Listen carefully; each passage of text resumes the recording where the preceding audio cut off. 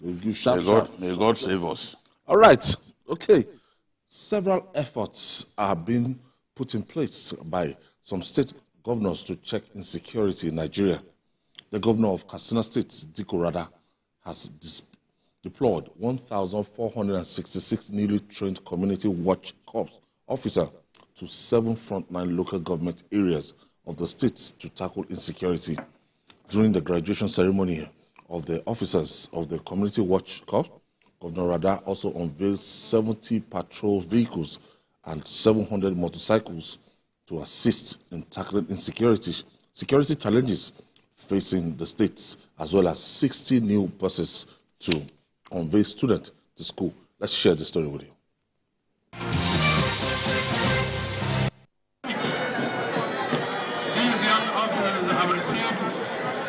A display of gallantry by these men of the Security Watch Corps, who brings a renewed hope to communities disturbed by bandits and kidnappers. They get set for the deployment to their places of primary assignments, where they will assist in ensuring security and orderliness in remote communities. The former Nigerian President Muhammadu Buhari and 4 other governors from the Northwest region also graced the event at Muhammad Dikko Stadium. Governor Dikko Radda, after reviewing the colorful parade and show of force by the Corps, explains the rationale behind the new move, which is to address the root of the problem. Katsina State, like every other state, faces its unique set of challenges. However, the introduction of Katsina Community Watch Corps illustrates our proactive approach to those challenges. The very essence of this corps lies in community engagement, collaboration and mutual respect by leveraging localized knowledge and fostering trust. Katsina in the last 10 years has suffered the full brunt of banditry and kidnapping, a phenomenon that has deprived communities of their means of livelihood. Yobe State government also shared its experience of security challenges and lauded the new move. The event also attracted the presence of serving and retired senior indigents of the state, who offered their goodwill messages and support to the new effort. As you step out into the field, remember that you now bear a significant responsibility. You are not just protectors, but also role models, mediators, and pillars of support. Your uniform is a symbol of hope, assurance, and trustworthiness. The guards, after receiving training on counter-terrorism, firearms handling, and first aid skills, will also be provided with full protection kits. As President Muhammadu Buhari also led the commissioning of 40 buses for town services and the conveyance of female students from schools. Similarly, 64 Hilux vehicles and motorcycles were launched to provide operational logistics for the security operatives. Abdul Latif Yusuf, TVC News, Katsina. Julie, I followed Governor Masari's administration closely, and as noble and lofty programs that he tried to implement in that state, insecurity almost frustrated Governor Bello Aminu Masari, or frustrated him.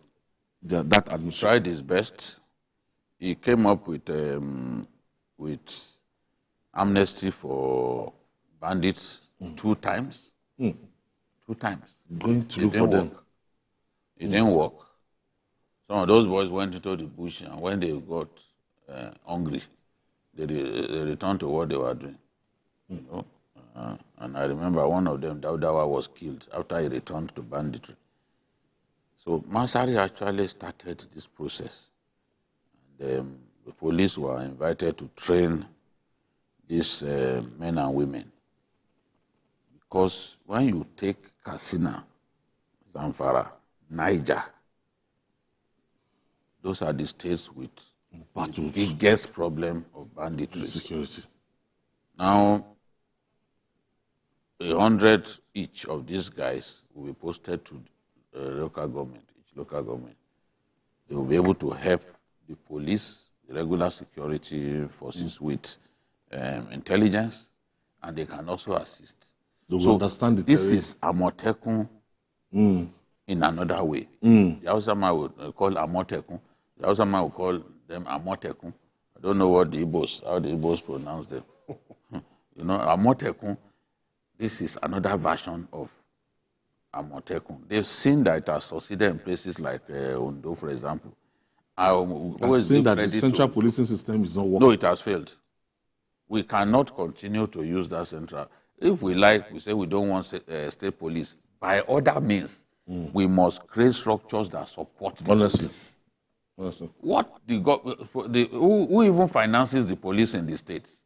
It's the governors now that are giving them money. That are in Katsina. If you know how much the governors pay as allowances to the army, to the police, and fueling of their vehicles, is a lot of money, running into hundreds of millions every month. I'm telling you, because I even saw the document. Payment being made to security forces every month. You will pity just because the federal government cannot fund them effectively. No, because of, yes, they can't fund them, that's a problem. But the quantum of work that they need to do and the level of insecurity is high. So policemen are involved, soldiers are involved. And you have to fund, now they bought vehicles, you have to fund those vehicles. I mean, you have to fuel the vehicles. It's a lot of money. All of those states of the Northwest, they are spending far more on security than other states in the Federation because you have to deal with this problem. So whether we like it or not, state police is here in another guise. It's here. The governor of Zamfara said that he will set up civilian JTF because in Borno State they set up a law to create civilian JTF. It's backed by law. So they too are planning to do that. Civilian JTF, they even join the army on military operations sometimes. So we need this. That's another form of state police.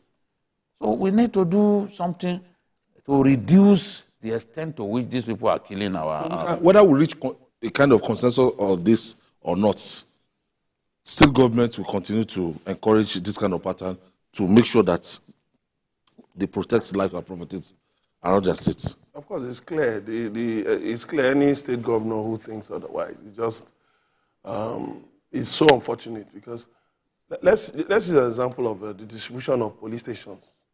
Go to any, even in Lagos here. I mean, look at the distribution of police stations.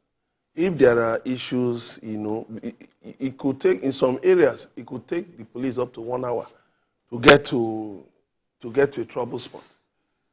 And in some states, the terrain is so bad. Right now, we're in the middle of we're in the rainy season, heavy rains, and how effective are the police? They keep getting transferred, changing them. So how do they know those? How do they, how do they maintain a pattern of monitoring those, around them, in their jurisdiction? So these paramilitary, I call them paramilitary agencies, need to be strengthened. And the federal government should not stop playing politics with this kind of thing. Like what happened when Amotekun was inaugurated, and you saw how the Attorney General of the Federation at that time was trying to play politics with the whole thing. We're talking about the security of lives and property. And you are talking about whether Amotekun is this or that. The point is, do lives and properties need to be secured? Yes, they have to. So definitely, I think the governors should reach a consensus. Also, for interstate collaboration. It's not just within their states. I know governors in the Southwest are working seriously on that. But in other places, in other states, like in the Southeast, they talked about doing a joint, setting up a joint security outfit. But it has fallen flat on its face. So the state just made Ebonyi and Imo, set it up. The rest... What's the name of that? Ebubago. But even in Imo, Ebubago is being accused of human rights abuses. So, you see, they need to get That's serious. The reason many people are afraid of state police. Yes, they need to get serious. Should not be misused.